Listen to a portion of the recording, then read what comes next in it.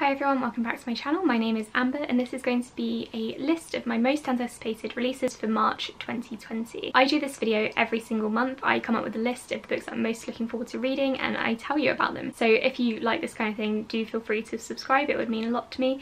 But now let's get on with the video. I'm just going to scooch one over so I can add the covers next to me. The first book that I want to mention is one that everyone and their mother is excited for, and that is Crescent City, which is actually called like House of Shattered something or something. This is the next Sarah J Maas book that everyone has been dying to read. It's an adult urban fantasy, which I think is something that she's been wanting to write for a while, judging by her YA. It's about a woman called Bryce who meets a fallen angel. Together they have to investigate a murder in the city. I haven't read about fallen angels in a while. I remember there was a huge trend back when I first started BookTube in 2010, and then they sort of fizzled out. So I'm looking forward to reading this one, mostly for the fallen angel aspect, but also because I kind of miss Sarah J Maas's books, and I'm hoping this one isn't going to be as awful as A Court of Thorns and Roses. The Glass Hotel by Emily St. John Mandel, who is the author of Station 11. This one is about a woman who goes missing from a ship off the coast of somewhere, some country, and then there's also a bunch of other people whose lives kind of become interwoven and another person goes missing. The summary was quite vague and I didn't really want to read too much into it, but I remember really enjoying Station 11. I did give it 3 stars back when I first read it. After some time I decided I might up that rating because it's something that really stuck with me and I was left thinking about it later on. So I'm dying to read this one and I'm hoping to do a review on it as well when it comes out. You Are Not Alone, which is by the authors of The Wife Between Us. This is an adult thriller. It's about a woman called Shay who wants the same life as these two sisters because they're all like fancy and they seem to live a really good life. They both want Shay's life, and I don't know if that's meant in a sinister way or what, but I think it sounds quite good. I've only read The Wife Between Us, I haven't read An Anonymous Girl, but I'm hoping this one is going to be really good and I'm looking forward to reading it. 8 Perfect Murders by Peter Swanson. This is a psychological suspense thriller. It's about a man who's a bookseller and he has compiled a list of the 8 perfect murders from literature, and I think he's kind of admiring them because the murderer managed to pull it off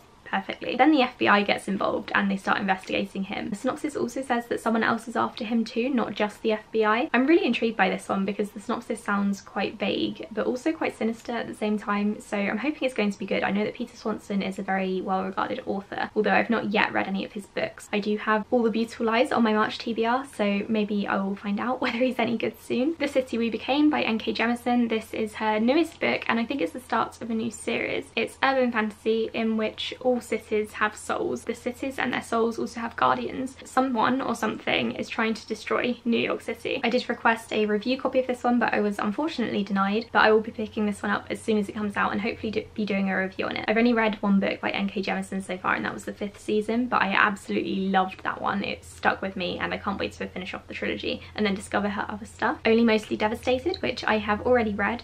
This is a YA debut. It's about 2 teenage boys who meet over the summer. At the start of the school year, one of the teenage boys shows up at the other one's school, except the second boy pretends not to know him. This isn't for any like popularity reasons like it was in Greece with Danny. It's actually because one of the boys isn't out as bisexual, so it's about them getting to know each other properly, not just as a summer fling, and coming to terms with being themselves.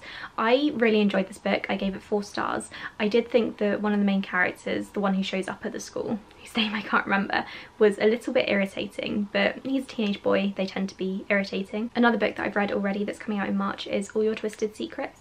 This one is a YA thriller. It's about a group of teenagers who are locked in a room together and they have to spend an hour trying to decide which one of them has to die. A Good Neighborhood, which is adult contemporary fiction. This one is another like neighborhood sort of book, kind of like Ask Again Yes or Little Fires Everywhere. I think it's about what happens to a neighborhood when a new family moves into town, and I've been really into those kinds of books lately, so I'm really looking forward to reading this one and reviewing it on here. In an Instant, which I don't think is YA, but it's about a group of teenagers who in an accident on the mountain, and the car falls off the side. One of the teenagers dies and is kind of thrown into limbo, and she has to watch her friends as they try to overcome the disaster and try to get their lives together and grow up. This one sounds like it could be really hard hitting and I love the sound of it. I'm really excited for this one and I haven't really seen much hype about it, so I don't know how popular it's going to be. Finally, The Operator, which is coming out very soon.